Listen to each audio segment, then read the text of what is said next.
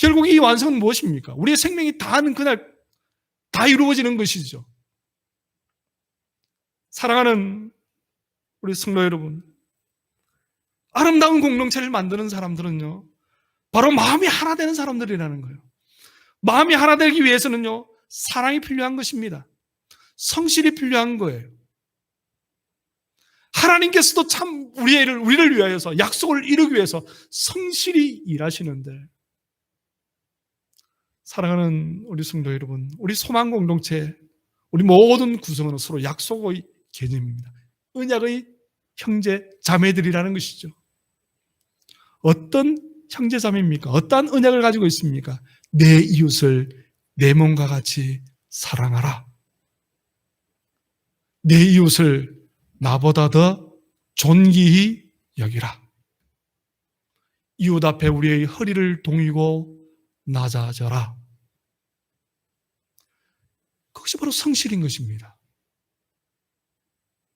하나님의 약속을 우리가 이루어 드리는 것이죠. 마음이 하나 된다는 것은요, 사역의 공유가 필요한 것입니다. 오늘 4절 말씀 보니까요, 이렇게 말하고 있죠. 요나단이 자기가 입었던 겉옷을 벗어 다윗에게 주었고 자기의 겉옷을 다윗에게 주었다는 거예요. 이 겉옷을 주었다, 이 말은 무슨 말입니까? 자기의 권위를 공유하겠다는 거예요. 자기의 사역을 공유하겠다는 것입니다. 요나단은 지금 어떠한 포지션입니까?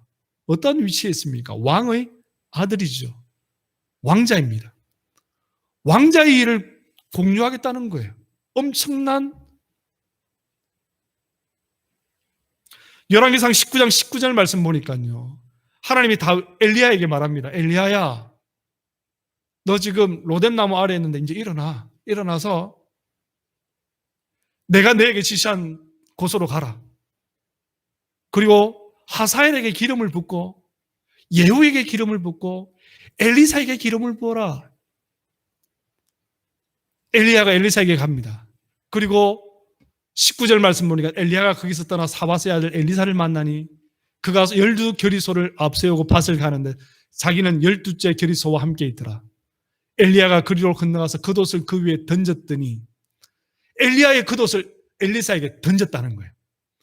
이 말은 무슨 말이냐면, 야, 이 옷 빨래 해가지고 와, 씻어 와, 이 말이 아니에요. 엘리야의 권위를, 엘리야의 사역을 이제 엘리사와 공유하는 거예요. 공유하는 것입니다.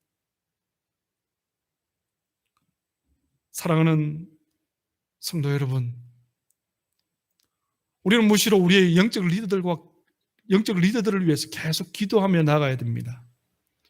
왜냐하면 영적 리더는요, 항상 외로워요. 외롭습니다. 사역을 공유해야 돼요. 사역을 공유해야 돼요. 제가 교회 성장을 공부할 때 누가 그런 이야기를 합니다. 여러분, 스커스탄에 가면 접시 돌리는 거 아시죠? 접시 돌리기. 한 사람이 제일 처음에 탁 나오더니 막 이렇게 힐난한 춤을 추고 긴 가늘고 긴 막대를 가지고 막 휘젓더니 그 위에 접시를 한 개 탁 올려놔요. 그리고 팽팽팽 손으로 옆을 탁 치니까 이 스핀에 팽 돌아가요. 그런데 그 사람이 한 개를 놓더니 또 옆에다가 동일하게 접시를 또 돌리는 거예요. 접시가 2개, 3개, 4개, 5개, 6개, 7개, 8개. 접시 개수가 많아지면 많아질수록 그 사람이 열심히 저쪽에 갔다 저기 뛰어와가지고 또 접시를 돌리고 또 저까지 간 다음에 계속 그렇게 하는 거예요. 사역도 마찬가지입니다. 아름다운 공동체가 되기 위해서는요, 하나가 돼야, 마음이 하나가 돼야 되는 거예요. 마음이 하나가 되기 위해서는요, 사랑하는 성도 여러분, 사역을 공유해야 돼요. 영적 리더 혼자서 이걸 다 돌릴 수가 없어요. 모든 접시를 다 돌릴 수가 없다는 것입니다. 먼저 그들을 위해서 우리는 기도해야 되는 겁니다. 영적 리더를 위해서 기도하는 거예요. 마을 지기를 위해서 기도하는 거예요. 교회 공동체를 위해서 기도하는 것입니다. 그때 우리는 하나가 될 수 있게 되어지는 것입니다. 이 마음이 하나됨의 대표적인 인물이 누굽니까? 성경 여러분 잘 아시죠? 예수 그리스도입니다. 예수님께서 뭐라고 말씀하십니까? 요한복음 17장 22절 말씀 보니까요, 우리 사막에는 없지만 제가 봉독에 올립니다. 내게 주신 영광을 내가 그들에게 주었사오니 이는 우리가 하나가 된 것 같이 그들도 하나가 되게 하려 함이라. 나의 영광을, 나의 사역을 그들에게 주었으니, 그들이 누굽니까? 제자들이에요. 예수 믿는 공동체입니다. 그 사역을 내가 위임하였으니 그들과 내가 하나가 되게 하려 함이라. 하나님의 목적은요, 예수님께서 우리에게 주신 그 공동체의 목적은요, 하나 되게 한다는 거예요. 하나 되게 한다는 것입니다. 어떤 일이 있어도, 어떤 환경에 놓여 있다 할지라도 오늘 본문의 말씀은요, 우리에게 좋은 믿음의 공동체, 물론 이 시대의 배경은 이스라엘 공동체를 말하고 있죠. 특별히 더 좋게는 다윗과 요나단의 두 사람의 관계 공동체를 말하고 있습니다. 그렇지만 오늘 이 시대를 살아가는 저와 여러분들에게 있어서 이스라엘 공동체만 그런 것입니까? 다윗과 요나단만 그런 것입니까? 아니에요. 저와 여러분들의 관계, 더 좁게는 여러분의 가정, 더 넓게는 교회 공동체, 더 넓게는 여러분 생업의 현장에서, 생업의 공동체에서, 더 넓게는 우리 샌디에고 공동체에서, 캘리포니아 공동체에서, 미국 공동체에서, 전 세계 믿음의 공동체 안에서 마음이 하나 되어지기를 주님의 이름으로 소망합니다. 다음으로 우리가요, 아름다운 공동체를 만드는 사람들은 지혜롭게 행동하는 사람들이 있어야 한다는 거예요. 오늘 본문의 5절 말씀 보니까 이렇게 기록하고 있습니다. 다윗은 사울이 보내는 곳마다 가서 지혜롭게 행하매. 지혜롭게 행하매.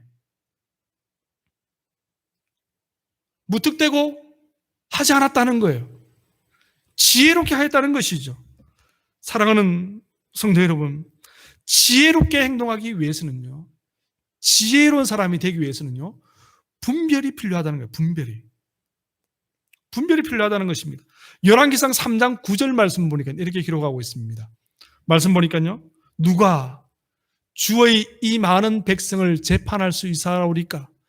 듣는 마음을 종에게 주사 주의 백성을 재판하여 선악을 분별하게 하옵소서, 이렇게 말하고 있습니다. 지혜가 뭡니까? 분별하는 거예요. 주의 백성을 재판하여 선악을 분별하게 하옵소서, 이렇게 말하는 것입니다. 분별하는 것이 지혜라는 것이죠. 여러분, 우리가 성경 66권 중에서 지혜의 가장 지혜로운 보물이 담겨 있는 성경 말씀이 어디입니까? 잠언서죠. 그죠? 잠언서입니다. 역대서 말씀 보니까 솔로몬이 잠언을 1000편을 지었다고 말합니다. 그런데 아마 다 분실하고 히스기야 때 31장짜리로 이 잠언서를 편집한 것으로 보여지는데요. 이 잠언서 1장 31장까지의 말씀을 10가지로 분류를 쫙 해볼 수가 있어요. 지혜롭게. 첫 번째로 무엇을 분별할 수 있느냐? 선과 악을 분별할 수 있다는 거예요. 잠언서 말씀을 보면. 잠언서 말씀을 많이 읽으셔야 되는 거예요. 우리 자녀들에게도 잠언서 말씀을 많이 암송시키시면 유익합니다. 잠언서 말씀을 보면요, 선과 악을 분별할 수 있게 해준다는 거예요. 잠언서 말씀을 보면. 그리고 진위를 분별할 수 있게 하는 거예요. 진짜와 가짜를 분별할 수 있는 거예요. 잠언서 말씀을 많이 보면요, 무엇이 진짜고 무엇이 위조되어진 것인지를 알 수 있다는 것이죠. 잠언서 말씀을 보면요, 선후를 분별하게 됩니다. 무엇을 먼저 하고 무엇을 나중에 할 것인가를 알게 된다는 것이죠. 이게 참 중요하죠. 그죠? 잠언서 말씀을 보면 미추를 분별할 수 있게 돼요. 아름다움과 추함이 무엇인지를. 요즘 시대는요, 미추의 구분이 역전되어지고 또는 모호해지고 없어지고 시극히 주관적으로 바뀌어집니다. 이 미추가 그냥 외모로 보이는 그런 미추가 아니라 성경에서 말하는 미추가 무엇인지를 우리가 잠언서 말씀을 통해서 알게 되어진다는 것이죠. 허실을 알게 됩니다. 무엇이 허고 무엇이 실인지를 알게 된다는 것이죠. 잠언서 말씀을 보면요, 경중을 알게 됩니다. 무엇이 가볍고 무엇이 무거운지를 알게 된다는 것이죠. 잠언서 말씀을 보면요, 성속을 알게 됩니다. 무엇이 거룩한 것이고 무엇이 속된 것인지를 우리가 분별할 수 있게 되어지는 거예요. 잠언서 말씀을 보면 정오를 알게 되죠. 무엇이 바르고 무엇이 오류인지를 배우게 되는 거예요.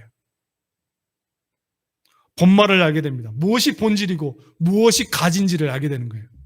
무엇이 중요하고 무엇이 중요하지 않은지를 알게 된다는 것이죠.